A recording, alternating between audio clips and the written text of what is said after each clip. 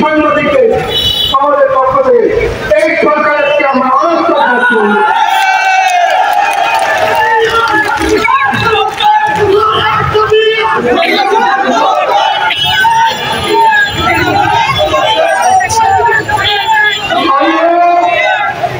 আন্দোলন শুরু করেছে, আমার সাংবাদিকের রক্ত ঝরেছে, আমার ছাত্র রক্ত ঝরেছে, আমার কৃষকের রক্ত ঝরেছে, আমার শ্রমিকের রক্ত ঝরেছে।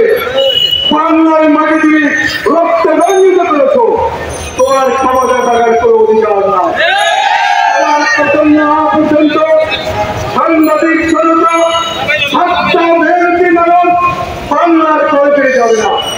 তোমার পতন নিশ্চিত করি আমরা, তোমার পতন নিশ্চিত করি ইনশাআল্লাহ করে ফিরব। আপনাদেরকে কে যেখানে আছেন, কে পেশা আছেন, আমরা আহ্বান জানাচ্ছি।